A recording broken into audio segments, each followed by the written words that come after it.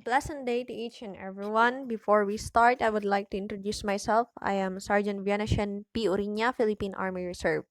I took a course of Bachelor of Elementary Education, major in General Education at PSU Santa Maria Campus. I am a registered professional teacher year 2019, and I also have 2 years experience in teaching at private school. My military schoolings are Advanced ROTC, MS-31 to 42. Classroom rules. Phone must be turned off or set in silent mode to avoid interruption during our session. Gaming is not allowed. You are instructed to pay attention, and it's better for you to jot down for you to use it as your reviewer. When nature calls, go to the restroom. If you feel sleepy, stand or do some exercise to stay alert. Safety precautions. If unexpected earthquake, please do the three safe rules: drop, cover, and hold on. In case of fire, immediately go to the fire exit. Personality development. Objectives: to become self-independent individuals. Recognize, accept, and internalize their roles in decision making. Develop higher awareness of ethical, moral, and conscience in order to act accordingly, and handle various moral and ethical issues in society, take responsibility, and build a good character. Attention! At the end of the lesson, you are expected to answer questions, so be attentive and take note. Scope of the lesson: self-development, values education, forces that shapes contemporary values, theories of personality development, ethics and moral education, morality and our conscience. Definition of terms: moral refers to human behavior, where morality is the practical activity. Ethics describes the theoretical, systematic, and rational reflection upon that human behavior. Values are linked to beliefs, attitudes, and guide human behavior. Self-development. Mind plus body is equals to self-development. Self-development is a process of consciously improving oneself in various aspects of his or her life. In every progress, mind is the most vital, which affects the body. Sabi nga, in every hardships, mind over body lang yan. Ang katawan naman ang taga-execute if what does the mind think or wanted to do. Self-development and personal growth is a lifelong process which enables you to assess your abilities, to set goals, and then take action to help you to achieve those goals and to maximize your potential. We are all a lifelong learners until the day of our appointed time. I believe no one is perfect, diba? And our mistakes teaches us how to be a better person after. So may tatlong segments or parts ang self-development. First is skill enhancement. Secondly, the mental conditioning. And lastly, habit creation. Question: how does this three contributes to self-development? According to my research, from the word skill enhancement, nililinang nito yung personal or sariling kakayanan ng isang tao, abilidad at competencies. It covers yung interpersonal and personal skills ng isang tao. Pag sinabing interpersonal, it has something to do on how do we communicate, lead, and interact socially. While yung personal naman is how do you manage yourself, sitting or setting of goal, rather, how you will solve the problem, your time management, and on handling your stress, etc. Next is the mental conditioning. From the word itself, ay maintindihan naman natin ito agad. May iba't iba tayong way of mental conditioning. For example, pag sunod-sunod ang deadlines of reports sa school, una kong ginagawa ay I will write on my notes the things that needs to do nang sunod-sunod. After that, iisipin ko kung paano ko gagawin yon. Kasi mahilig akong mag-visualize. So, visualize ko muna. Then, dapat malinis ang table ko kasi I cannot concentrate doing na magulo ang paligid, and most of all, na pang-condition ng utak ko is motivating and awarding myself. After I finish my task, it's either matutulog ako ng mahabang oras or mag-movie marathon ako, kakain sa labas, or mamamasyal, mga ganong bagay. I believe in conditioning one's mind ay hindi mawawala ang reward and motivation. But anyway, iba-iba tayo. Yung ibang tao nakakakondisyon ang utak or kinukondisyon nila yung utak pag marami silang ginagawa kasi multitasking person sila. Yung iba naman, it's either morning person or evening person sila. Ang ibig sabihin, mas nakakondisyon yung utak nilang gumagawa pag gabi o kaya umaga. Depende sa kung ano silang klaseng tao, if it's either morning or evening person sila. Others, gusto nila yung may music, magulo ang mesa at iba pa. We have, or individuals have, unique styles on conditioning one's mind.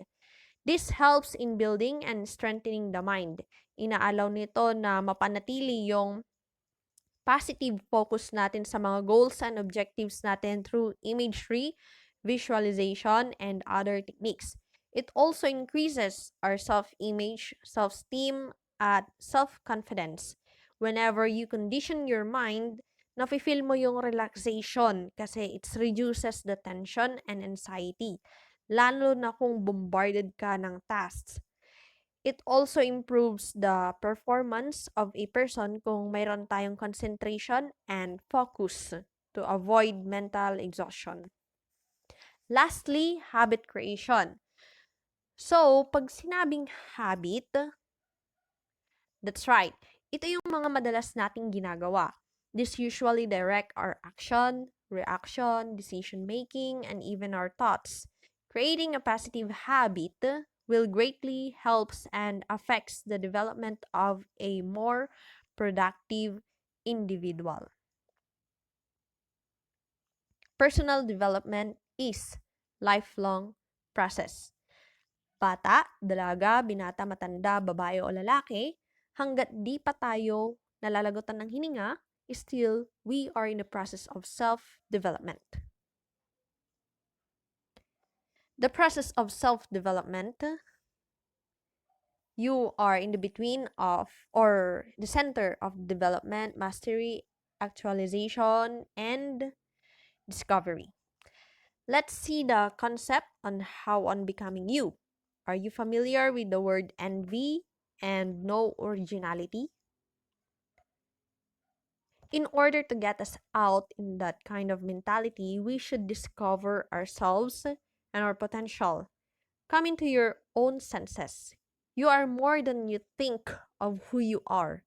Discover yourself, mastery, know your strengths and weaknesses, self-development, and improvement. In order for you to be satisfied and contented in the way na hindi ka naman stagnant sa development mo, is don't look to other people's position, awards, way of life, styles, and riches. Kasi dito ka matatalo. Dito tayo madalas nadadali. We have individual differences and state of life. Ang gawin mo lang ay linangin ito, see and appreciate your worth, strive for your potentials, and do not focus on what others do or have. At huwag ka ring mag-focus sa kung ano ang or ano yung mga bagay na wala ka. Self-discovery gives you insight into what you want to do or the person you want to become. Then you begin on your actual steps in improvement process by assessing or examining your skills, talents, and competencies. Ano ba ang mga kakayanan mo at mga talento? Papasok naman si mastery, which is the self-assessment, wherein magagather ka ng mga information about sa sarili mo. Pag sinabi kasing assessment is inaalam mo, sinusubok mo, or sinusukat mo yung kabuuan as a whole, importance, and to what extent yung kaya mo at hindi mo kaya. Dapat sa self-assessment ay maging objective ka. You can consult your friends, families rather, or anyone that is around you or close to you. And then, iwas ka sa pagiging subjective or in denial sa mga weaknesses mo. Kasi, in order for you to develop or to become a better person, you have to have this objective judgment. Then lastly, development that will enable you to set and reach your goals. Pag nag-improve na yung performance mo, ma-achieve mo na rin yung self-confidence mo that will lead to being happier and feeling more fulfilled in life and reach your full potential. Tips for self-development. Like and value yourself as a person. Be able to make decisions and assert yourself. Recognize your strengths and weaknesses. Get out to your comfort zones. Always meditate before the day ends. Set goals and seek spiritual guidance. Know yourself and seek self-improvement. So, itong mga to ay, ano yan, naintindihan na. How does values education happen? Values education is the process by which people give moral values to each other. Example of values education in the Philippines, Edukasyon sa Pagpapakatao or ESP aims to cultivate and develop the ethical character of students. There are three influencer of values education. First is the classroom level, wherein sa curriculum ay may ESP or edukasyon sa pagpapakatao. During primary and secondary education level ay na-encounter natin ito. Next is the school level, where schools have their own philosophy, just like yung mission vision of values. And this philosophy inculcates in the students also, and the school then ay may mga religious programs. Lastly, the community level, wherein andito yung home, church, and community activities to help in instilling values among the people.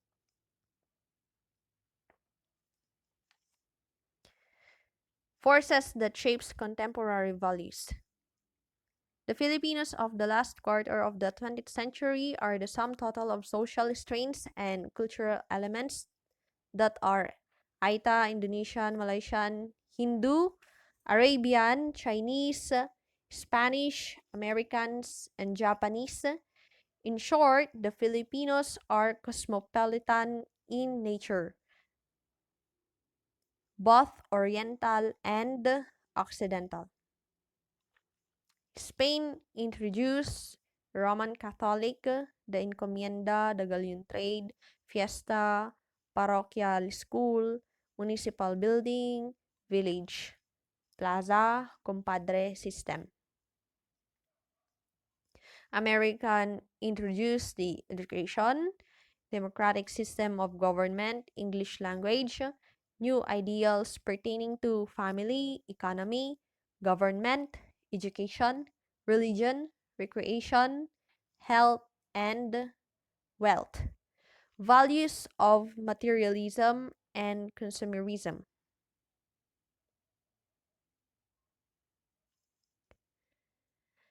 Spanish and Americans influenced the Filipinos from being an Oriental, pag sinabing Oriental, makasilangan, to Occidental, being a Westerns.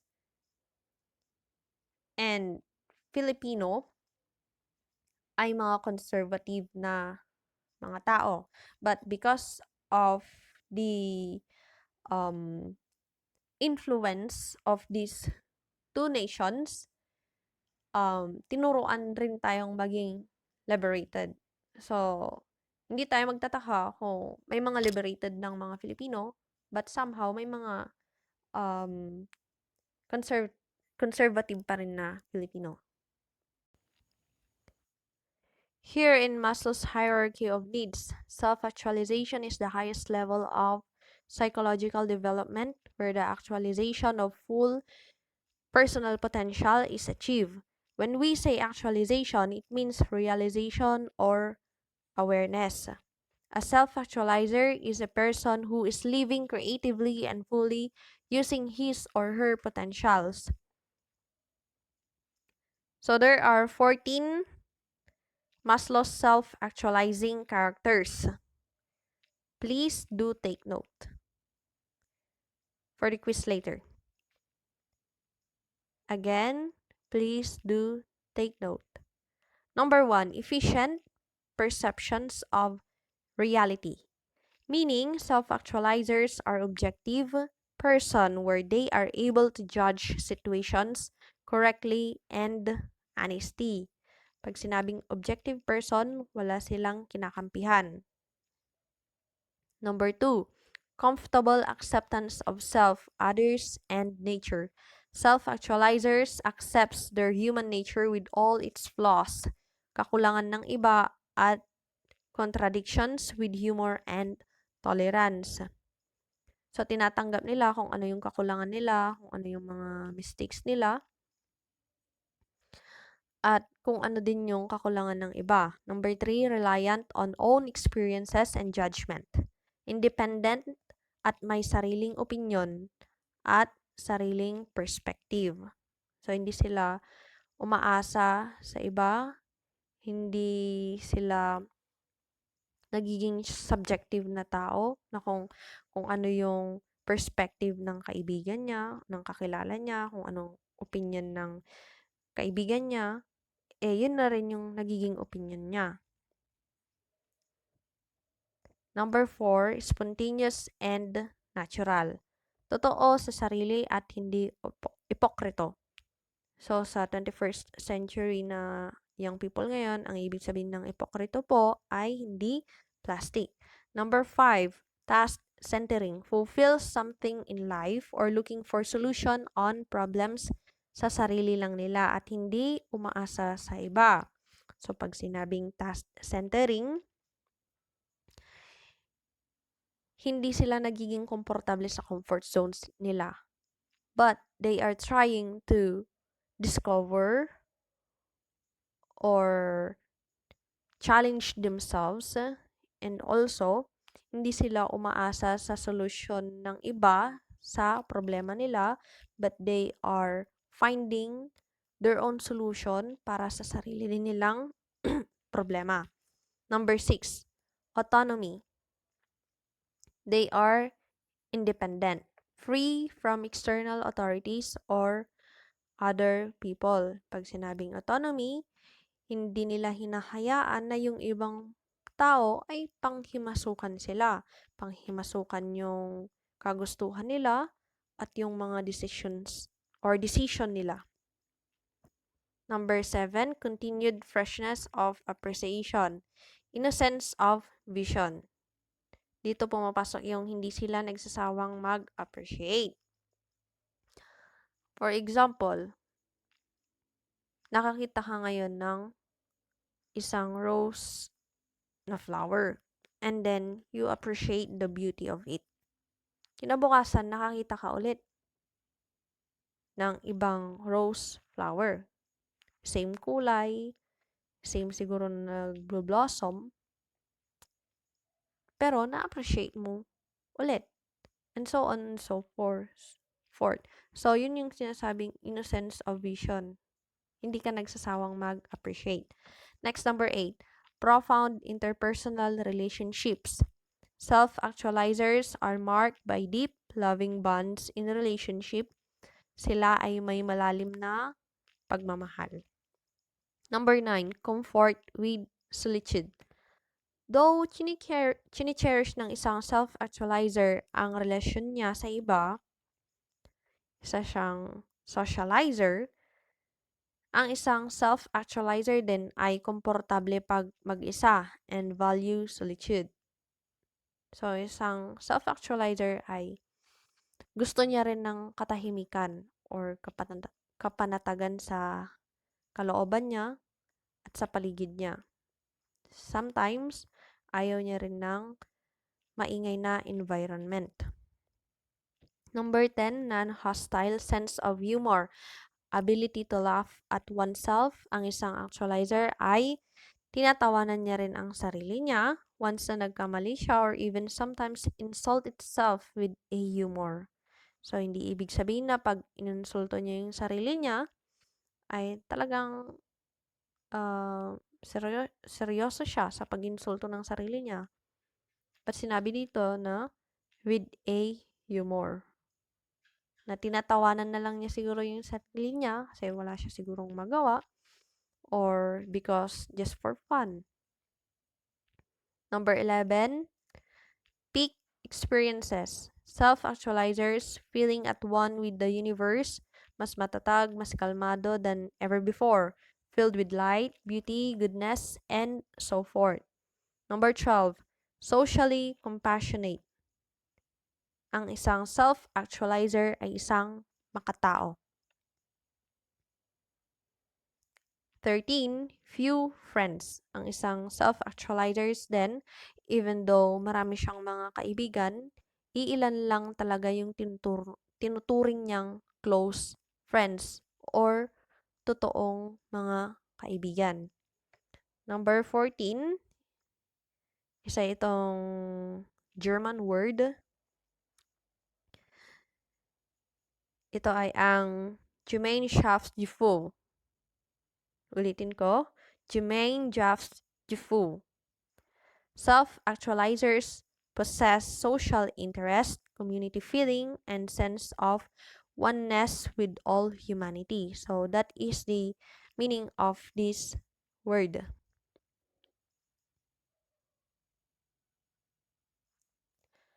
According to Maslow, there is no quick routes to self-actualization. Once na ang isang tao ay na-realize na immature ito, ay may mga kailangan siyang baguhin. They naturally seek to grow into who they are. Next is the Carl Rogers conception of self. Carl Rogers agreed with the main assumption of Abraham Maslow. However, sinabi ni Rogers na in order for a person to grow, kailangan nila ng environment that provides them with genuineness, tulad ng pagiging bukas at self-disclosure, acceptance, and empathy. Pag sinabing empathy, pinapakinggan at iniintindi sila. Without these relationships and healthy personalities will not develop as they should, much like a tree will not grow pag hindi naarawan at nadidiligan. Rogers identified 5 characteristics of fully functioning person. Number 1, open to experience. Both positive and negative emotions accepted. Ang negative emotion naman ay maaaring i-overcome. Number 2, existential living. Ibig sabihin, mabuhay ka hindi sa nakaraan o sa hinaharap, kundi sa ngayon. Number 3, trust feeling. Ang pakiramdam, instinct. Especially sa mga babae, malalakas ang instinct nila. At gut reaction ay mapagkakatiwalaan. Number 4, creativity. Creative thinking and risk-taking are features of a person's life. A person does not play safe at all the time. Number 5, fulfilled life. Ang isang tao ay maligaya at kontento sa kung ano ang buhay at laging naghahanap ng bagong challenges at karanasan. Mayroon ding 3 components ang self-concept. Number 1 is self-worth.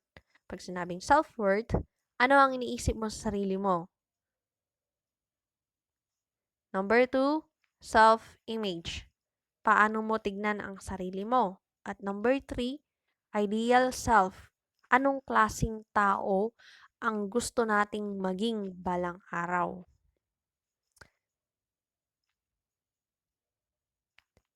Four reasons why personal development should be a priority. Number 1, it forces you out of your comfort zone. Kung may mga bagay sa trabaho or pag-aaral mo ang nahihirapan ka o kahinaan mo, this allows you to grow and improve your skills at fino-force ka nito para matanggal or maalis ka sa comfort zone mo. Fino-force ka nito para mas maging better kang tao. Number 2, it develops your strength. Maabot mo ang potential mo kung mas pag-iigihan mong linangin ang mga kakayahan mo at kung saan magaling ka na dito.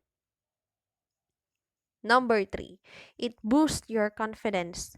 The more you develop yung skill na magaling ka or bihasa ka na, the more you can boost your confidence. Number 4, lastly, it improves your self-awareness. Nagkakaroon ang isang tao ng oportunidad na maging totoo sa paghatol ng mga bahaging kailangan ng improvement. Ethics, moral, and conscience. So, yung values, binubuo siya ng moral, ethics, and conscience. Ethics is the science of the ideal human character or the science of moral duty. Ethics seeks to resolve questions of human morality by defining concepts such as good and evil, right and wrong, virtue and vice, justice and crime. Moral is a system of beliefs that is taught for deciding good or bad, whereas values are personal beliefs or something that comes within. The role of conscience is this sense is not that of merely gaining knowledge about our behavior or character. The knowledge in question is typically the ground for moral assessment by conscience. Strengths and weaknesses of the Filipino character. Strengths and weaknesses of the Filipino characters. Una, punta muna tayo sa strengths. Number 1, pakikipagkapwa-tao. Justice, fairness, and concern for others. Opening yourself to others and respect life as fellow human being. Pagkakaroon ng concern sa iba. Pagiging matulungin, pagiging mapagbigay, pagiging hospitable, at sensitibo sa nararamdaman ng iba.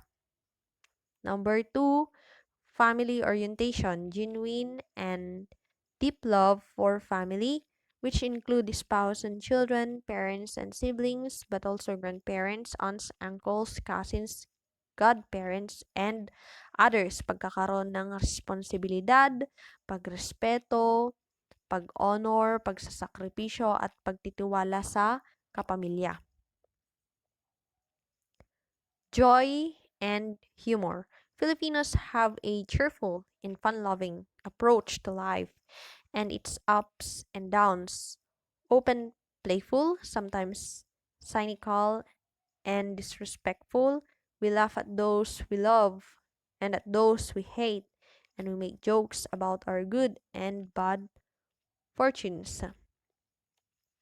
Pagngiti sa mga mahal natin o sa mga nagagalit sa atin, pagbibiro sa mga good and bad na nararanasan natin, pagngiti kahit hirap na sa buhay, and we are very optimistic. Katulad ng mga nararanasan nating pandemic, mga bagyo, may mga nakikita tayo sa social media na kahit na may bagyo na, ay nakikita pa rin natin na nakakangiti pa rin ang mga kababayan natin. Pagbaha na, gumagawa pa rin sila ng katatawanan, mga ganong bagay. And then, nasa dugo na natin yung pagiging survival natin, pagiging fighter natin kahit na ano yung nangyayari sa paligid natin. Next is flexibility, adaptability, and creativity. Filipinos have a great capacity to adjust and to adapt to circumstances and to the surrounding environment, both physical and social, and planned or anticipated events are never overly disturbing or disorienting as the flexible Filipino and adjust to whatever happens, make new things out of old scraps. So, dito tayo nagiging kilala sa pagiging flexible, adaptable, and creative natin. Nagiging flexible tayo kasi kahit na ano yung mga nararanasan natin or ano yung mga situation natin ay kaya nating i-handle. Nagiging adaptable tayo kasi kilala tayo ng mga Pilipino na kahit saan tayo ilagay is mabilis tayong makapag-adjust. And then, creative. Kasi kahit na mga basura pa yan, kahit na mga hindi na mapapakinabangan ng mga bagay, ay nagagawan pa rin natin ng solusyon para magkaroon ng mga bagong product. Mga ganun. Nagiging recycler tayo. Number 5, hard work and industry. Filipinos have the capacity, given proper conditions, the desire to raise one's standard of living and to possess the essentials of decent life for one's family, combined with the right opportunities and incentives, make the Filipino work very hard. Number 6, faith and religiosity. Filipinos have deep faith in God. Our innate religiosity enables us to comprehend and to genuinely accept reality in the context of God's will plan. Thus, tragedy and bad fortune are accepted, and some optimism characterizes even the poorest lives.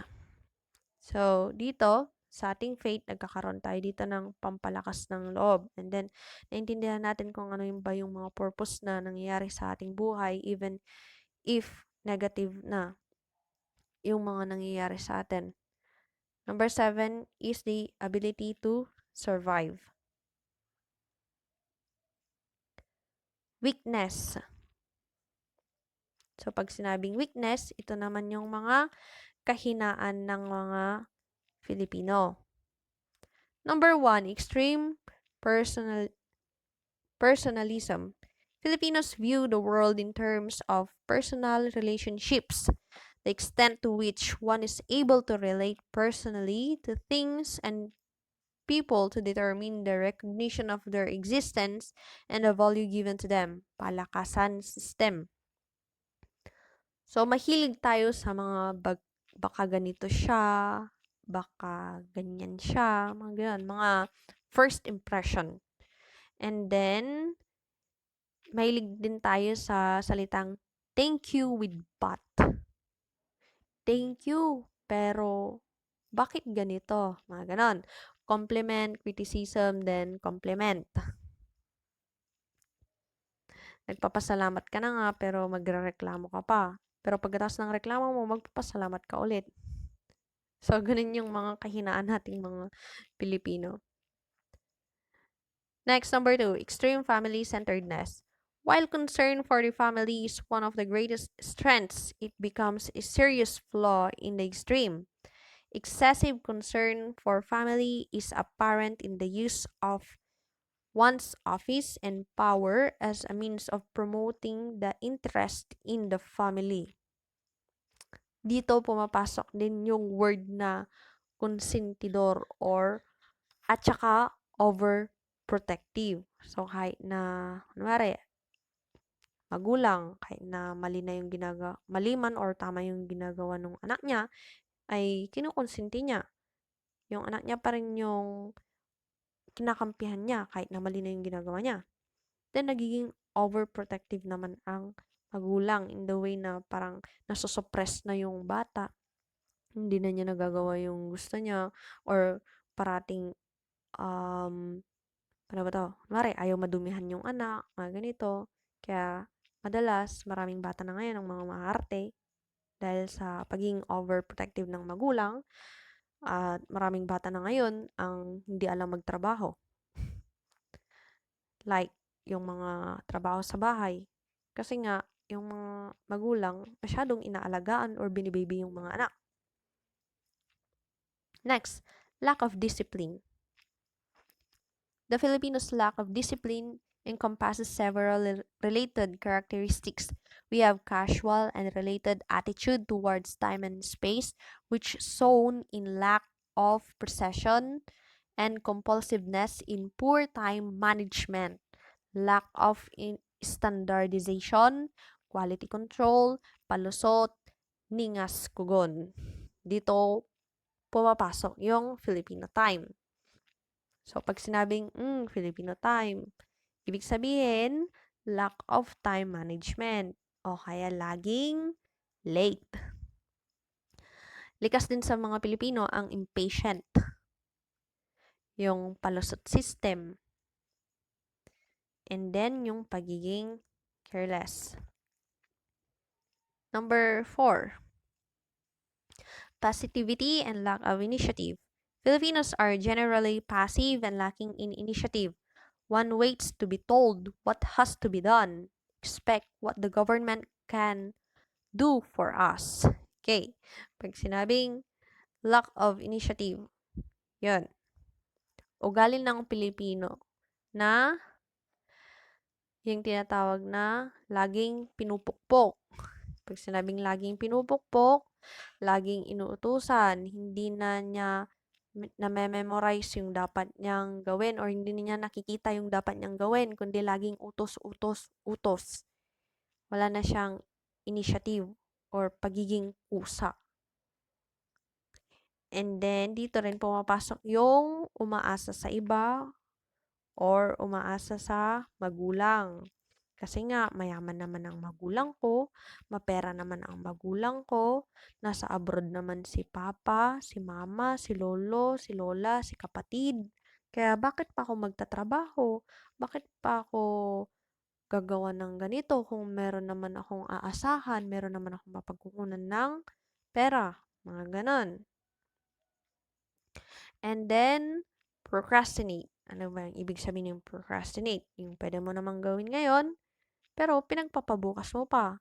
Doon naman pumapasok yung pagiging rush natin. Kasi, sabi ng iba, pag rush daw, mas gumagana yung utak. Kasi gumagana din si adrenaline rush. Next is the inconsistent. Pag sinabing inconsistent, good at start, maganda yung pinapakita niyang performance sa umpisa, pero sa katapusan, sa kalagitnaan is hindi na ganun ka-quality yung ginagawa niya. Isa pa is the bahala na system. Maraming Pilipino ang ganito, bahala na. Kung anong mangyayari bukas, ganito ang gagawin ko, bahala na kung ano yung magiging bunga nito. Mga ganon.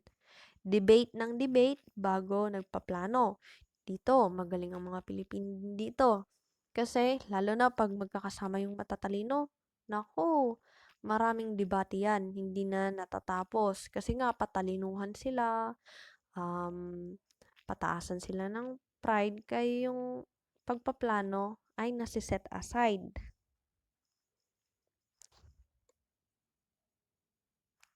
Number 5, colonial mentality. Filipinos have a colonial mentality which is made up of 2 dimensions. Number 1, lack of patriotism. or an active awareness, appreciation, and love of the Philippines. And number two, an actual preference to foreign things. Too much appreciation to other nation. So, sometimes, mas binavalue pa natin, mas binibili pa natin yung mga products ng ibang bansa. And even, niyayakap pa natin yung culture ng ibang bansa. Pinakauso ngayon ang mga Korean, mga saranghe, mga ganon. And then, mga kabataan ngayon, ginagaya nila yung mga hairstyle ng mga Koreans, yung mga pananamit nila, and even their language. And also,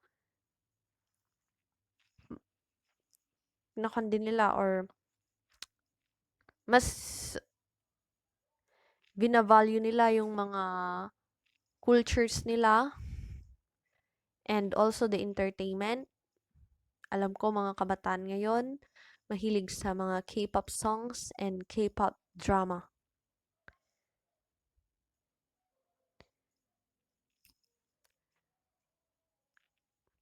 Lack of love or patriotism. So, dahil sa pagmamahal ng mga Pilipino sa mga banyagang kultura o sa ibang bansa ay nawawala na yung pagmamahal nila sa kanilang sariling bayan or yung pag-promote naman ng ating culture. Next,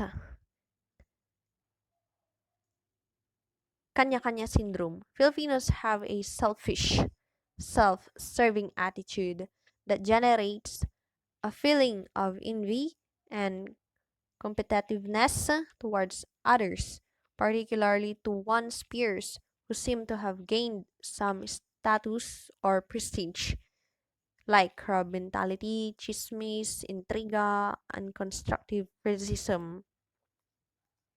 Yan, crab mentality, naghihilaan, o inggitan system. Mahilig dito ang mga Pilipino sa pagiging mainggitin na kung saan, kung anong meron yung isa, nainggit naman yung isa na wala siyang ganon. Nainggit siya kasi yung kasama niya ay mayaman o kaya may ganito siyang bagay o kaya nainggit siya kasi closed siya ni instructor, mga ganon. And then, lack of appreciation.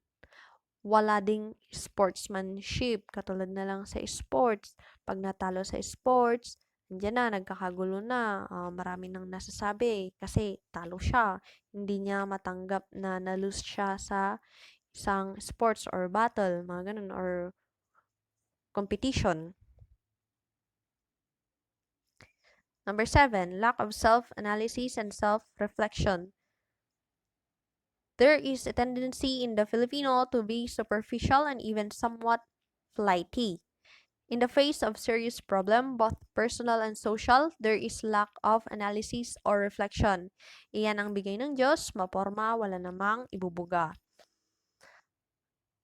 Hindi optimistic, walang nakikitang purpose, laging nagmumurmur.